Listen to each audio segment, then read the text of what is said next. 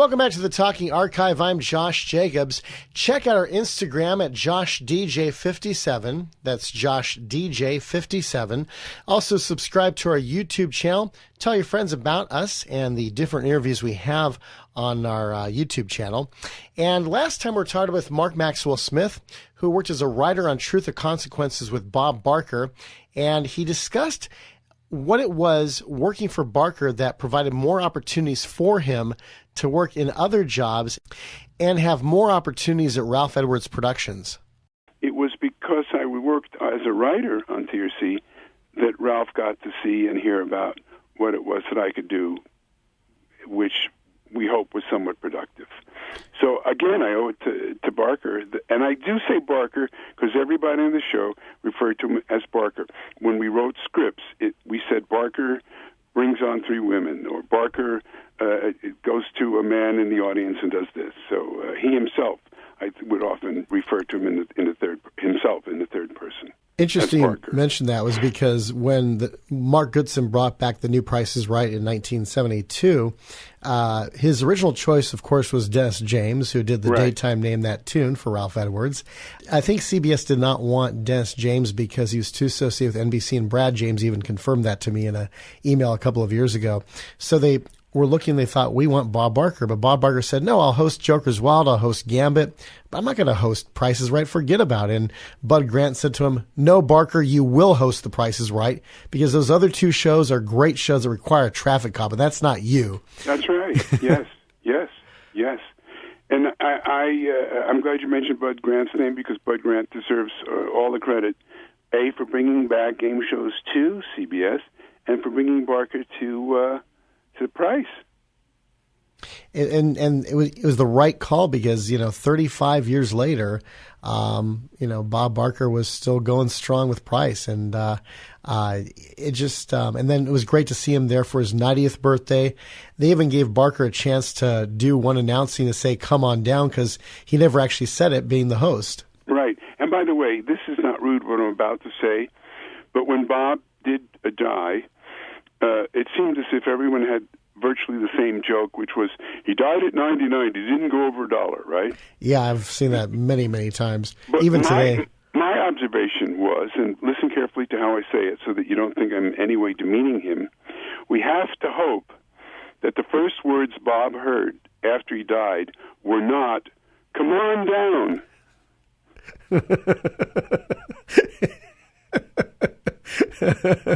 Exactly. And so you'll forgive me, but, Barker and over the years, Barker inspired a lot of humor from me, and so I thought I owed him that one last one, and I think he would have laughed more than anyone at a joke like that. Because I will tell you that I started out being in awe, and I always was in awe. I haven't stopped being in awe, but there were times when I allowed myself to feel invited to be, I'll call it, one of the boys, right? Mm-hmm. So there was a year when, again, you may remember that we were on the Metro Media station because it was a Metro Media show, and then we got bumped from the L.A. Metro Media station, and they were, scurrying around to get another outlet. And for a while, we were on what was a local L.A. station, KCOP, channel 13. Mm-hmm. But there was a time when there was no L.A. outlet, and that was bad for a number of reasons, not the least of which is if you're not on the air, people don't know you exist in that city. Mm-hmm. And if we're looking for contestants, we needed an audience. And if we're looking for an audience, we needed to have visibility. So there was a huge campaign when we were not being seen on LA. And I came in one day, and Bob was, whenever he sometimes would ask somebody on the staff to take his car and go pick up Dorothy Jo from the house if she was going to be doing a bit, which she often did on the show. And many times he would ask me, he'd give me the keys and ask me to drive. And if the radio was on, when you turned on the engine, it was most often a Spanish language station because he was attempting to learn Spanish, among other things, something which you may not have known. Wow. So I came to him one day when we were scurrying to get a local Los Angeles outlet, and I said, Bob, I have good news and other news. And he said, "What's that, Mark?" I said, "There is a station in L.A. that is wants to air the show." And I said, "But the thing is, how good is your Spanish?" And he laughed. And to his credit, he laughed. Now, on certain days, I wouldn't have done that joke. But it was a good day. It was a good day. So he almost became the host of Sábado Gigante, maybe. I guess, you know what he could have done? Sábado Gigante. It was the same show. He could have been Don Francisco. Exactly. Don Roberto. Did you ever meet Don Francisco, just out of curiosity? I did not. I would love to have, but I did not. Yeah, no. I remember he was on The Tonight Show with Jay Leno back in the early 90s. I wasn't even sure whether he spoke English or not, but he spoke really good English.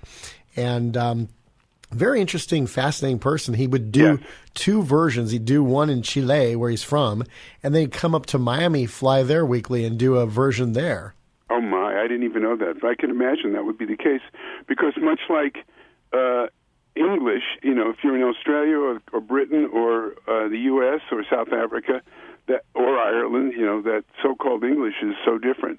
Oh, yeah. And I know when I listen to some of my Cuban in-laws, or actually in-laws, they're like double in-laws,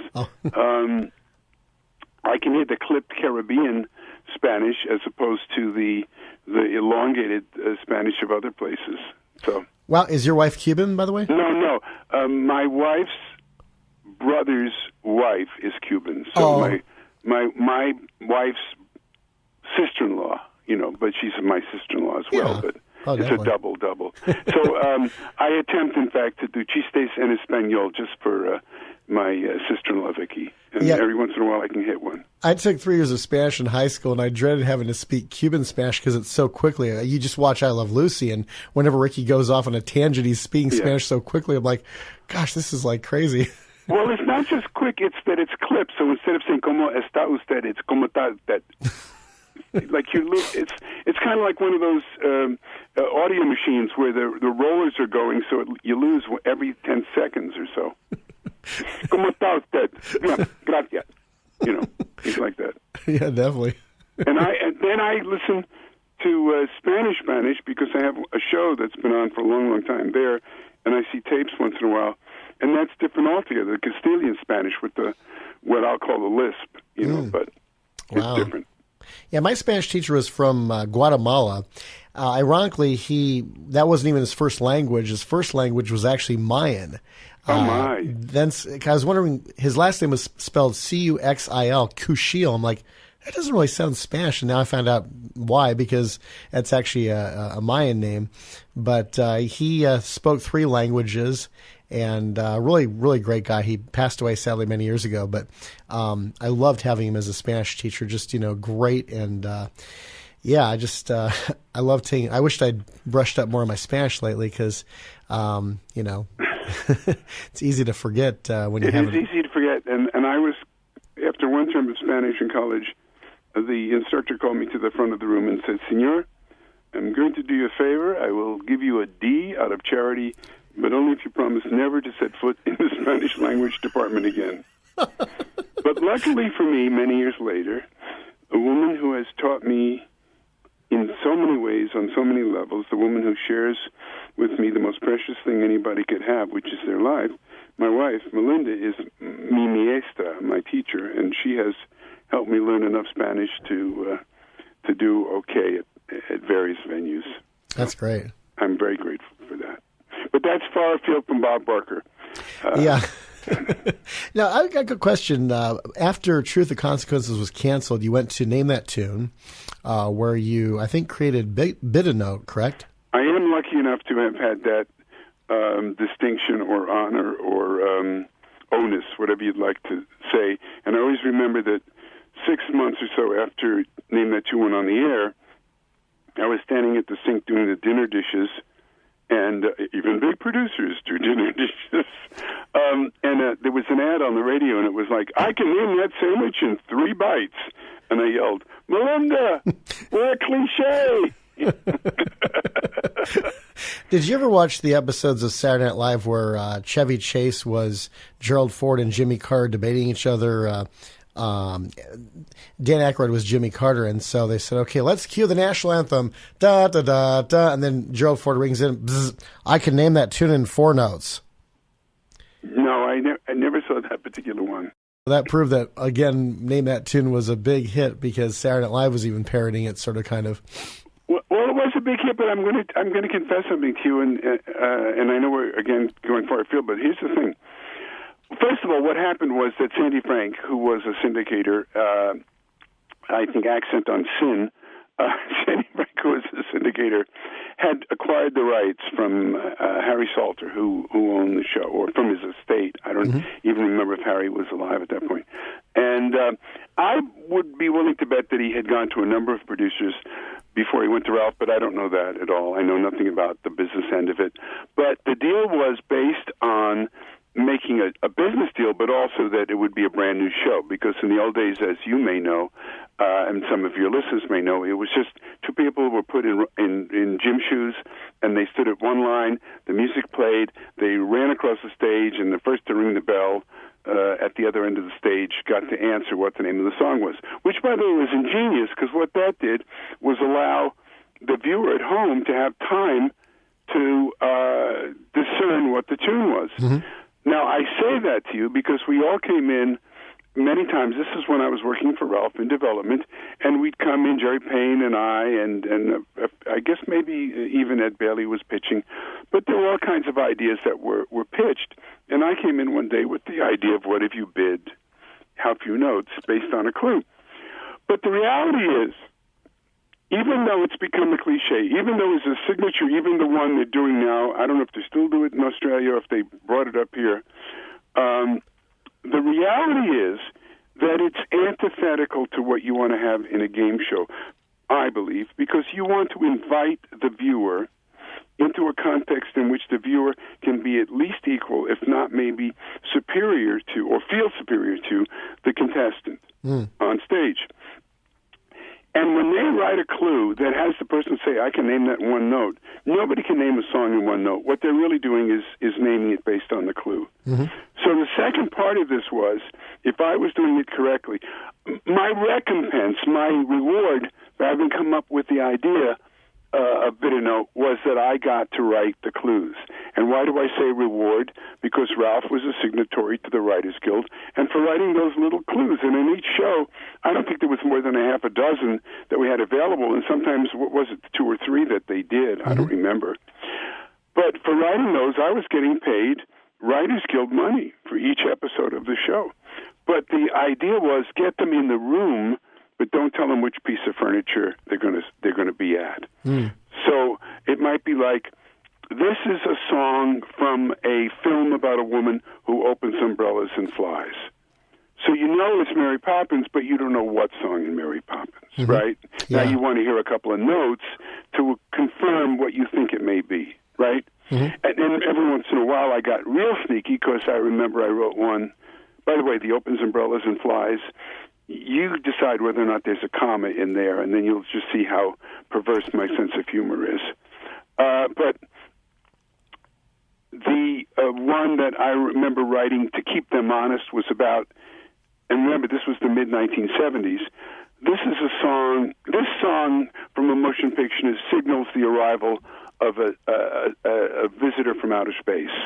So they were thinking Star Wars right away. And, of course, it was the theme from Superman. Yeah, that was what I was thinking also, was Superman. Once you said people thought Star Wars, like, I was thinking about, Superman, definitely, because I saw the movie when it first came out in 1978. Gosh, that was 45 years ago this month, in fact. Wow. And that was one of my, that had to be my favorite movie of the year. Yeah, it was a brilliant movie. I remember we were on the Warner Brothers lot because we got invited to a preview, and Melinda and I went to see it, and we just adored it. It was really good. Really, and just all the story behind that film, just the production they went through, it took 5 years to finally complete the thing. You had these foreign filmmakers, Alexander and Ilya Salkind, right. And Ilya grew up in Mexico. His mother was Mexican. His dad was a European Jew. And he said to his dad, I want to make Superman. His dad said, who's that? And, oh my gosh. But you know what? Let's go for it anyway, because he trust his son's instinct, and they decided to hire Mario Puzo, the author of The Godfather. And he did 2 drafts, but it was really, really a dark treatment. And they said to him, we really like this, but it's kind of dark. And he said, well, modify it any way you want to, but I'm out. So they then hired David and Leslie Newman and Bob Benton, who wrote the Broadway comedy musical It's a Bird, It's a Plane, Superman. And they made it really campy. And they were going to hire Guy Hamilton to be the director. He'd done most of the James Bond movies to that point. And they were going to shoot in Italy. They hired Marlon Brando and Gene Hackman, but then the lira rose and the pound dropped, and they decided we're going to move to England instead. But Hamilton was a British tax exile, so he couldn't do the film. So they hired Dick Donner. He says, I want to see the scripts. They're like, no, I want to see the scripts. And they said, okay. So 600 pages for 2 movies. And they said, this is way too much. So he called his buddy Tom Mankiewicz and said, hey, Mank, I want you to rewrite Superman. He's like, I don't want to do that, Dick, please. He's like, no, come on. He's like, finally, he come over to my house. And so he comes over to Donner's house, and Donner's in the backyard with a T-shirt with a Superman S taped to his T-shirt. He's wearing a red tablecloth in the back, and he's running around the backyard, jumping up in the air. And Mank said, okay, I'll do it, Dick. And Mank's script is what she got. And that was just, it was awesome. No, it was good. And the one joke I always remember is the first time we're in Metropolis, and Clark goes to change. He's looking around for a phone booth, and you see one of those stanchions that they used to have, that was sitting on the corner. I want to ask you, only Sure. because my wonderful Melinda knocked on the thing, and I thought it would be about an hour. Yeah, that's good. Do you have what it is you need, or do you need some more? Oh, tell me. This is great, Mark. I'm glad you... just one more question. After Sure. Truth or Consequences, how often did you talk to Bob Barker? I talked to him a number of times, and when he was much older, we would write back and forth. We have a tradition of sending out a Thanksgiving card. We'd always make sure to send it to him, and we did that until we went digital, because our thumbs are so that we can't stuff envelopes anymore. And then, because he never got on a computer, we didn't send him the digital, but quite often he would send a handwritten note for the Thanksgiving card. There were a number of times when I knew he was not getting out much, when I sent him DVDs, once of The Sailor and once of The Dog, just to put a smile on his face, and he always wrote back really grateful notes. There was also one time, and this was early on, it was maybe... there was a period of time when I guess I left Ralph, whenever it was, he was doing Price, and I went in and I pitched, because what he wanted to do more than anything, I'm sure he wanted to be a packager of his own show. As a matter of fact, I don't know this for a fact, but he had a deal. I think one of the enticements they gave him to get him to host Price was they offered him, through his agent fought for this, guaranteed development deals. What they didn't do, which they should have done, was to get guaranteed pilots. But he developed a number of different ideas that were potential game shows. So he often would call in the people who had worked on the show, and we'd go and work with him on that. And conversely, I remember going down to Price one day and pitching an idea to him, and he liked it very much. But, in fact, he even said, hey, look, this was a Friday. He said, Monday, call my agent at William Morris. We're going to do a deal.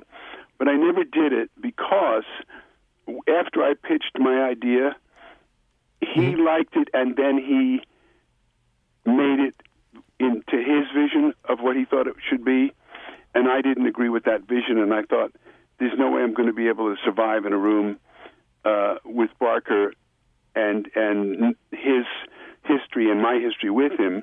So I thought it was better just to pull out and not do it with Barker. And the coincidental part of that is that's the show that 20 years later I pitched to DreamWorks and became Majority Rules. So he had an instinct. He knew that the notion of doing something based on opinion rather than fact was a good one. And this, by the way, predates the newer Match Game. It predates certainly Family Feud. Mm-hmm. But I had a different vision of what it should be. But he was very receptive to the idea at the time. So, yeah, it was a good relationship. We didn't see each other a lot. And then, at unfortunately, various funerals, you see people like that as well. Well, Mark, thank you for coming on here to the Talking Archive, and want to wish you and your family a very happy Hanukkah, Happy New Year. I would like to take the opportunity to wish you and everybody listening a happy Waikatoy. That's WHYCATTOY, Waikatoy, which is whatever holidays you celebrate at this time of year. Well, thank you. Kind of caught you off guard there. Yeah, it was like Waikato. I'm like, I've never heard of that before. Well, because it's mine. You know, it's like I can name that tune. I can name that holiday in 4 candles. Okay. More importantly, thank you for keeping everybody's interest in this industry, keeping it alive, and for giving us all an opportunity to relive some moments. And I wouldn't be me, I wouldn't be I, if I didn't say also that my basic emotion when talking about Bob, even though there were days of frustration, there were days of disappointment, or days of, gosh, I wish we could have done it better, my basic emotion is one of gratitude. He is somebody who was one of my early and strongest mentors, and somebody whose aid and support I will always appreciate. So whatever I have achieved, whatever little I have achieved, guys like Bob were very important in helping me get a foot on the next rung of the ladder. And once again, we've been talking with game show creator, TV warm-up talent, writer, producer, and pun champion Mark Maxwell-Smith, as we remember Robert William Barker. And also Bob Barker, just think about this. He hosted 3 game shows, and none of them originated in New York, even though game show hosts from his generation were oftentimes both in New York and Hollywood. Bob was exclusively in Tinseltown. And thank you for joining us. This is Josh Jacobs, and until next time here on the Talking Archive, keep your mind on the things above, and as you hit the open road, don't be a slow-down spectator.